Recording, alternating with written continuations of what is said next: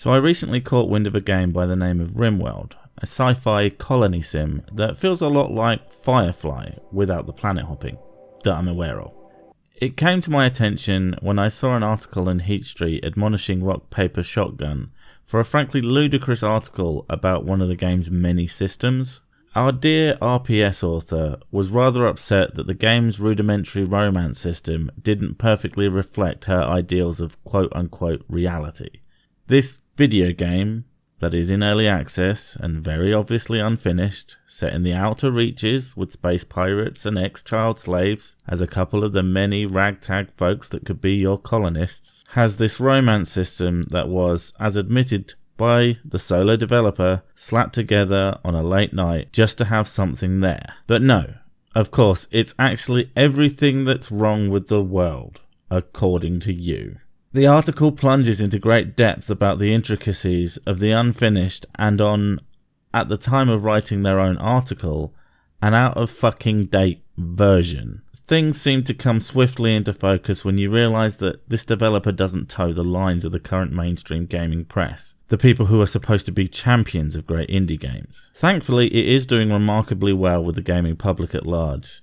In fact, as of scripting this video, it's overwhelmingly positive on the game's Steam page in both recent and overall review averages. I do believe that it's perhaps this reason that it's become a target of several of these articles parroting the same bullshit premise. Now, I could be getting completely the wrong end of the stick here entirely. Perhaps deconstructing obsolete code to surreptitiously paint a developer as a misogynist and a homophobe is a good thing, but I'm gonna go with go fuck yourselves, gaming press. If you aren't going to give an unfinished game a fair shake, I will. I'm going to leave links to both the articles in the description. You can have a look at yourself, but I'm going to talk about the game and my experiences with it. Full disclosure, upon reading all this shit, I contacted the dev and was kindly provided with a review key so I didn't have to be out of pocket to make this video. It's a pretty normal practice for commenters and reviewers, so I won't go on. I have to admit, there's a big part of me that was worried that I just wouldn't like RimWorlds. The visuals are quite simple, and there's a lot of systems and menus and complexity that seemed a little bit overwhelming on first glance. And after wanting to give some commentary on the actual game, it would have been a bit of a disaster if I had hated it. Thankfully, after a few short hours, I think I might be hooked. It turns out that this is what I had wanted in a game of this ilk for quite a long time. It's a lot like Dwarf Fortress. And I've played a number of Dwarf Fortress alikes, and none of them really had ever clicked with me. But there's something about RimWorlds that really speaks to me.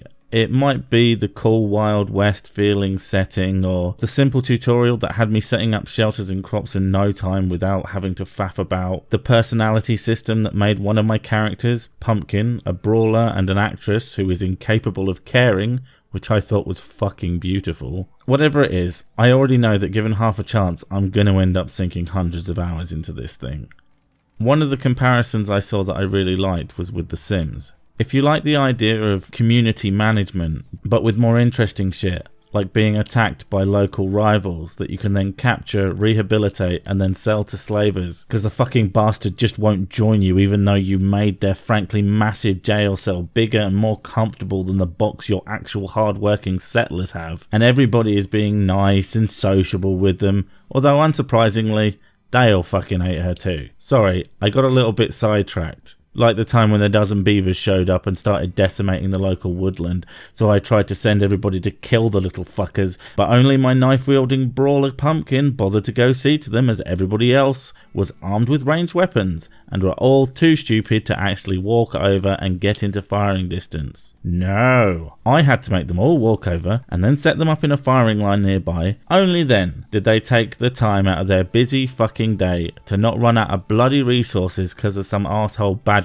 Oh, and they accidentally shot Pumpkin a bunch of times while they were doing it to boot. Bastards. And don't get me started on Pumpkin's bloody pet terrier Hannibal. May he rest in peace, rotting in the sun on my junk pile because I don't know what to do with the fucking corpse.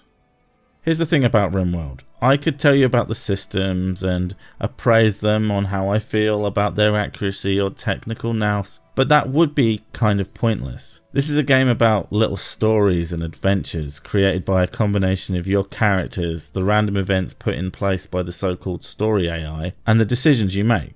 So ultimately, the nature of some arbitrary and constantly changing code is not as important as what makes this game an interesting and cohesive whole. There is a lot about the game that needs some serious patching, fixing, tuning, and probably in some cases throwing out wholesale, but the potential for great personal stories is already here, and the potential for a fucking mind-blowing game is in the DNA of this early access title. Now, having said all of that, would I recommend the game? Well, that would depend on you. It's pretty expensive at 23 or I imagine $30 at a guess. And for a game that's not even done yet, I would recommend waiting till either a sale or until it gets actually released, as it's never possible to know if any early access game is going to even come out. But like I said, there's a pretty solid framework that already exists here, and it is at the very least worth keeping an eye on. If you take anything else away from today's video, I think you should go show the devs some love.